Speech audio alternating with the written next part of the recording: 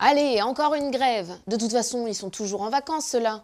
Franchement, de quoi ils se plaignent? Ils ont la sécurité de l'emploi. Si vous êtes agent de la fonction publique, vous avez sûrement déjà entendu ce genre de réflexion. Aujourd'hui, on parle fonctionnaire bashing et pourquoi il faut l'arrêter.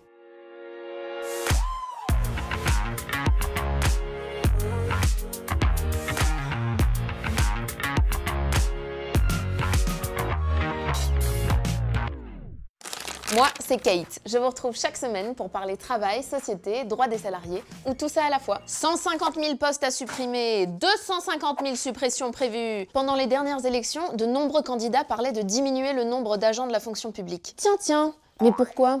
Est-ce que ces postes seraient inutiles? Il suffit de revenir quelques mois en arrière pour prouver le contraire.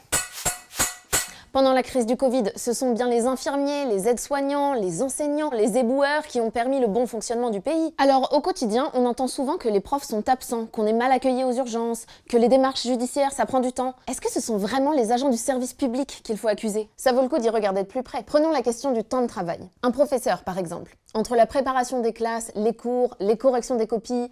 Ah, attendez, une faute.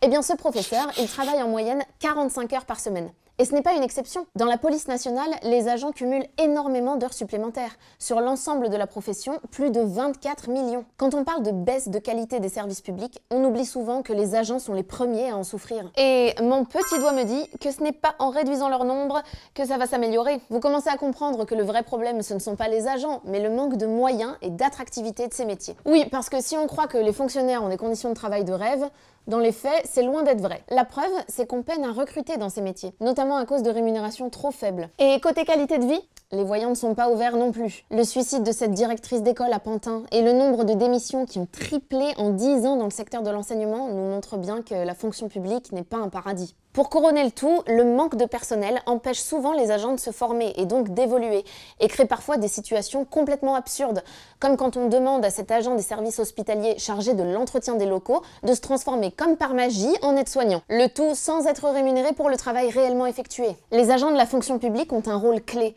mais encore faut-il leur donner les moyens de le jouer. Ça passe par une meilleure défense de leurs droits. La CFTC en a fait un de ses combats. Elle revendique un meilleur pouvoir d'achat pour les agents, une revalorisation de leur rôle, une baisse de la précarité et beaucoup d'autres choses. Pour en savoir plus sur ces propositions, je vous laisse des liens en bas de la vidéo. Vous êtes agent du service public? Des élections syndicales auront lieu à la fin de l'année. C'est important pour améliorer vos conditions de travail. Pensez à voter. Pour aller plus loin, je vous laisse des liens vers des articles et des vidéos. Faites vivre le débat, commentez, partagez. Parce que s'informer, c'est le meilleur moyen de se faire respecter. Je vous dis à bientôt dans une prochaine vidéo.